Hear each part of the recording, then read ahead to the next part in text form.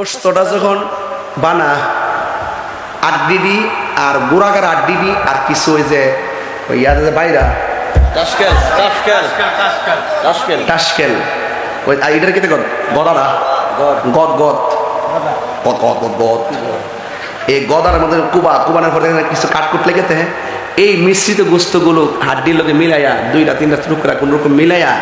ওই দরজার সামনে একটা শাড়ির মধ্যে একটা বলের মধ্যে তৈরি হয় ওই যখন ইতিম মিসকিনরা আসে এইগুলা দিয়া কোনোরকম ভাবে বিদায় করে দেয় আর নিজে রানের আড্ডিডি সিনা রানের বেলা আড্ডি রানের গোস্তটি সিনার আড্ডিডি সবটি বাচ্চা নিয়ে ফ্রিজে ঢুকা আর গরুটা কাটার পরে প্রথম রানটা বাইর করলো রাইন দালাও দিয়া দিছে বয় দিছে মাপটা পার কি রাইন দালাও ঠিক আছে হে 12টার সময় খাইলা অনেক গরমের মধ্যে 11টার সময় খাইলা হে খাইয়া সাদা একটা লুঙ্গি ফইরা কম্মর মধ্যে গামছাড়া বাইন্দা আর সিট পেটে গেঞ্জি লাগাইয়া রাস্তা দিয়ে আড়ে আর খিলাইল করে ওই বেড়া দেখে যায় গরিব দেখলি তারা খাইছ না আমি খাইয়া হওয়ান গেলি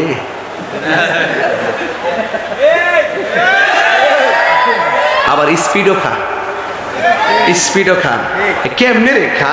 এতিমের মুখে আর গরিবের মুখে যেন গোস্তর গ্রান্ডা লাগে তুই যদি গরিব হইতে বুঝলি পেটের খিদা কি জিনিস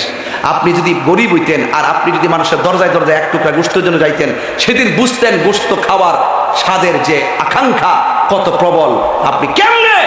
মুখের মধ্যে খাবারটা 10টায় দিয়ে দিলেন আর গরিবের জন্য আড্ডি গুড়াগাড়া রাখলেন আপনি তো সুষম বন্টন নীতির আলোকে জায়গা তো দিতে জানেন না গোস্ত বন্টন করতে জানেন না কথা বলেন ঠিক না বেঠে এই ফ্রিজের মধ্যে ইচ্ছা মতে নিয়া পলিথিন দিয়া বাক্স করে বইরা তৈরা হে 8 মাস 9 মাস খাইবার লাগিয়া এমন কিছু লোক সমাজে আছে না নাই এই বুইয়াবাড়ির গরুটা 1,20,000 দিয়ে কিনছে আমি এলাম চৌধুরী সাহেব আমি 1,60,000 না কিনলে কি বেড়াইতে মানে চৌধুরী কইব মানুষের দেখাইবার লাগে গরু কিনতেছে মানুষের দেখাইবার লাগে গরু কিনতেছে কিন্তু আল্লাহর সন্তুষ্টি নাই কথা বলেন ঠিক না বেঠে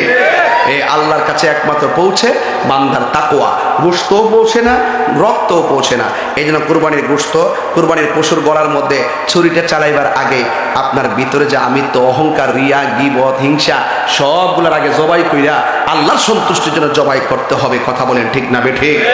আরো বড় করে বলেন ঠিক কি না আপনার ছেলে মেয়ে থাকলে মেয়ের বাড়িতে গোশত পাঠাবেন সে কুরবানি দিলেও পাঠাবেন সে অহংকার করে বলবে আমার বাবার বাড়ি থেকে এসেছে আমাদের এই বন্টনগুলো এখন হারিয়ে গেছে সে বলে কি আমার আত্মীয়ত্ব খুব সুন্দর আনন্দ ঈদের ভাগ আপনি একা গোশত খাবেন কেন সবাইকে নিয়ে খাবেন এটার নামই হলো ঈদ কথা বলেন ঠিক না বেঠে তাহলে যুবক ভাইরা আমার আজকের যে কথাগুলো আমি সংক্ষিপ্তভাবে বলার চেষ্টা করেছি রাত্র বেশি হওয়ার কারণে এক ধারাবাহিকভাবে কুরবানির ওয়াজটা করার উদ্দেশ্য হলো সামনে কুরবানি আসতেছে এটাকে ইতিহাস এই ইতিহাসটা আমরা হৃদয়ে লালন করব আপনারা জবান খুলে বলুন অন্তরে একজনের ভয় লালন করব জবান খুলে বলুন তিনি কে আল্লাহ আমার সাথে কারা কারা একমত হাত তোলেন আল্লাহ নারে তাকবীর